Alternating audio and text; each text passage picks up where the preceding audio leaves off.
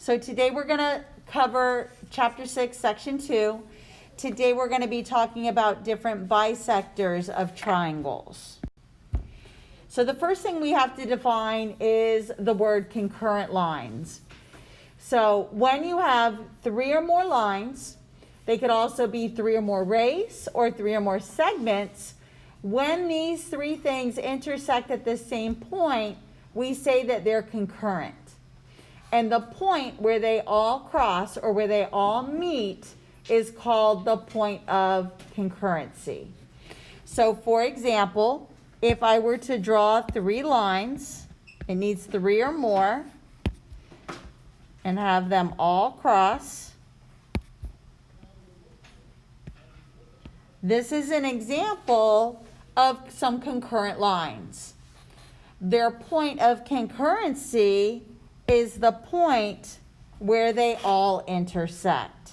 So the point of concurrency is this green dot. So we're going to be drawing in our three perpendicular bisectors or our three angle bisectors, and then the point where they meet is going to get a special name. And this is where all our vocab comes into play. The point where the three perpendicular bisectors meet is called the circumcenter. Now, this is the Circumcenter Theorem, and the Circumcenter Theorem says that from that point of concurrency, that circumcenter, you'll be able to draw three segments that are equidistant from the vertices of the triangle. So it's telling us that PD, PE, PF are all the perpendicular bisectors. So all of the blue lines in this picture are the perpendicular bisectors. So the blue lines are the perpendicular bisectors. You could add the little right angle if that helps you recognize that they're perpendicular bisectors. Also remember the perpendicular bisector hits the midpoint. So this, I know that this is congruent to this. This would be congruent to this. And this side congruent to this. Notice I put different markings because they're not all congruent to each other. They just know that each side has been split into two congruent parts. From this point of concurrency, down here in the middle, this point P, I can draw the blue with the red lines, which are going to be segments that are going to be equidistant from the vertices. So all of these red lines are congruent segments. So you would first draw in your perpendicular bisectors, find the point where they meet, and then from that point of concurrency, you can draw segments that are equidistant to each vertice.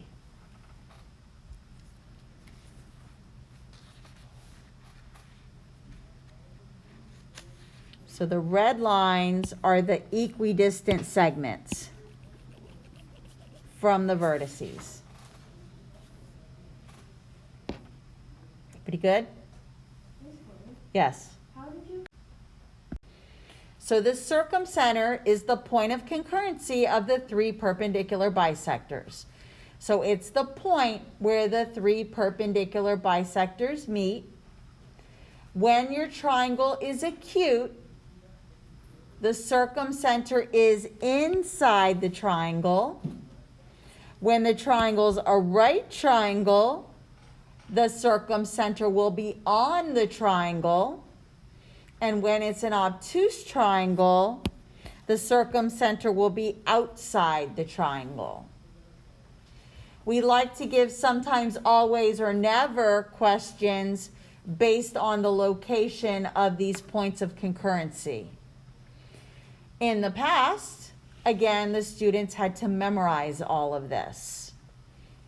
Again, I highly recommend, this is only the second lesson, start making the study guide.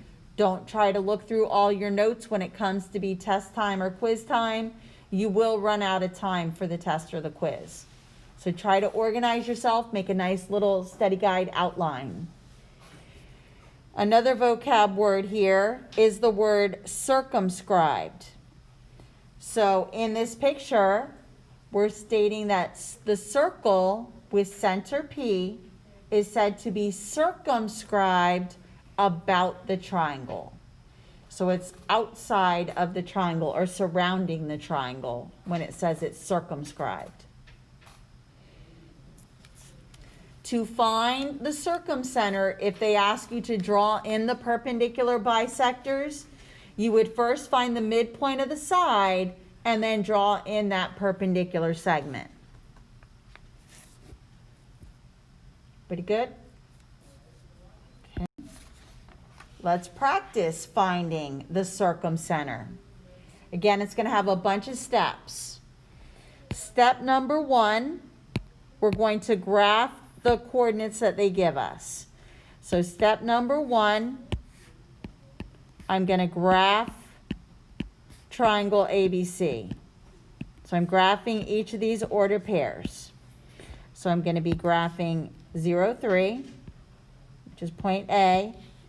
I'm going to be graphing B, which is 0, negative 1. And I'm going to be graphing C, which is 6, negative 1. I can connect the points.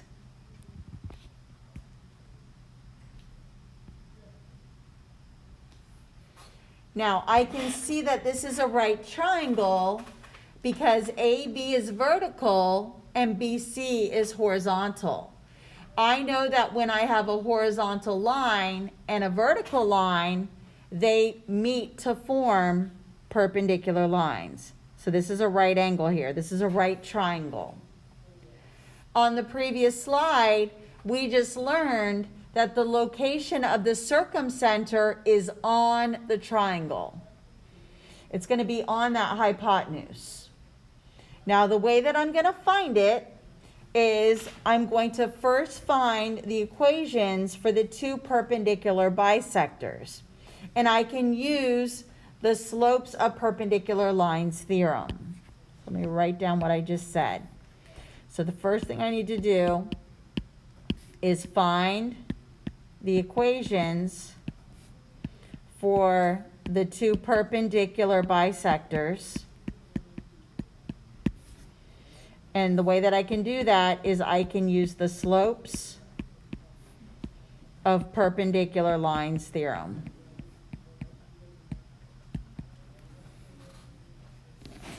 When it's a right triangle, and if the sides of the triangle are vertical and horizontal, this is the easiest circumcenter to find, because I, again, know that a horizontal line and a vertical line, they form perpendicular lines. So what I'm going to do is, again, to find the perpendicular bisector, I need to find the midpoints. I'm going to find the midpoints of my vertical line, and I'm going to find the midpoint of my horizontal line. So I'm going to find the midpoint first of AB.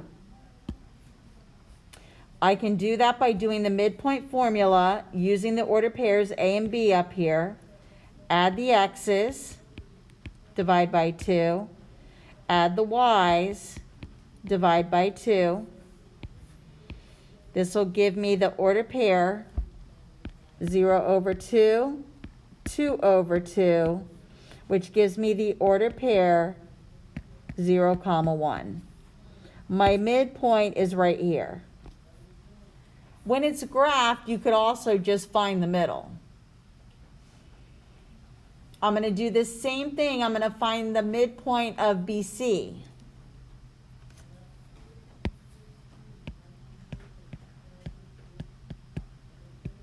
Again, I could either look at it, I can see that it's going to be right here, or do the midpoint formula using the order pairs from B and C. So 0 plus 6, divide by 2, -1 plus -1 divide by 2. 6 over 2 is 3. -1 plus -1 is -2 over 2. So my coordinates for my midpoint are going to be 3, -1. I need to find the equations of the line that are perpendicular.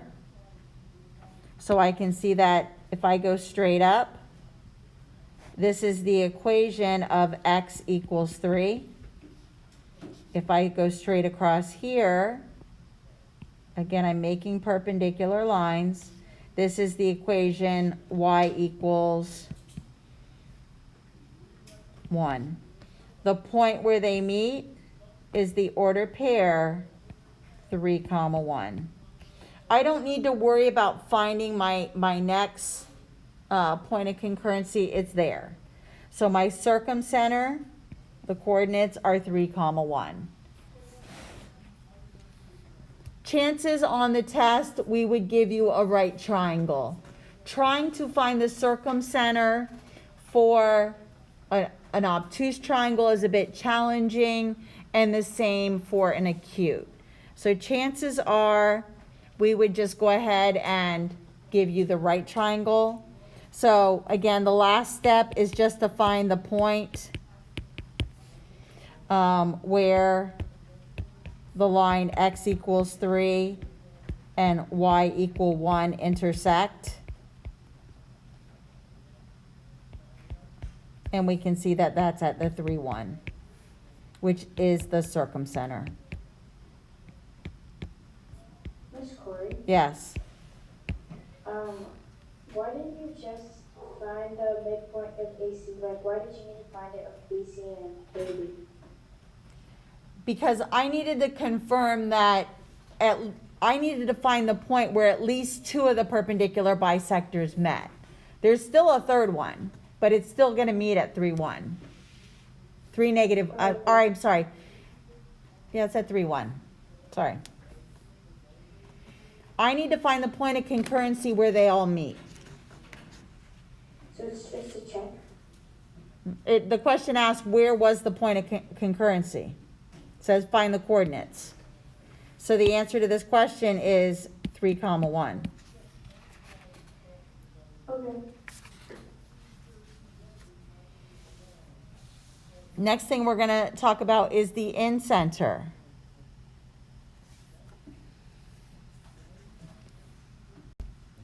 So the incenter of a triangle is going to be equidistant from the sides of the triangle.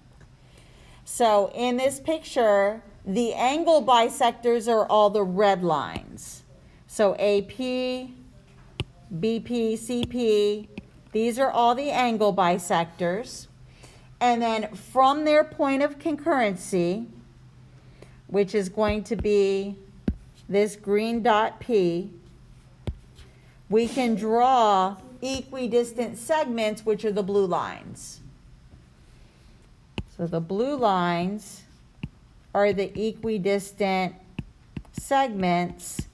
The red lines are the angle bisectors. The red lines are all meeting at the incenter. That's the point of concurrency.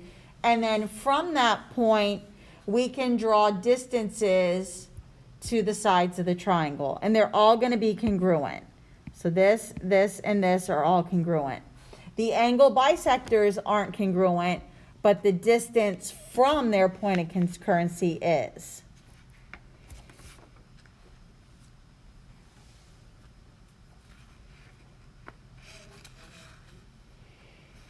Pretty good?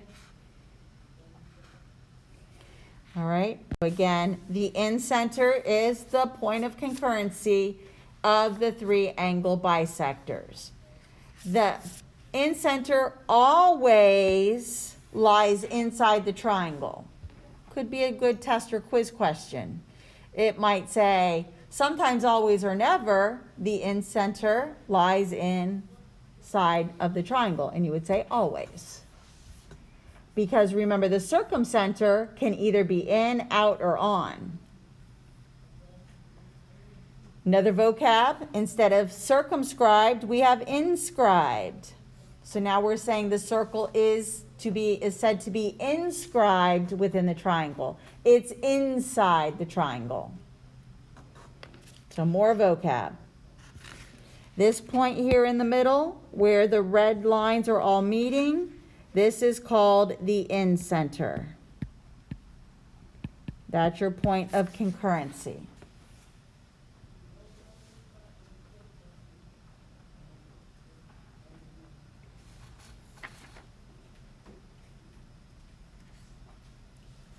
And then we'll just do one example applying these. Back when I covered, okay, so here's our last example, and it's giving us information.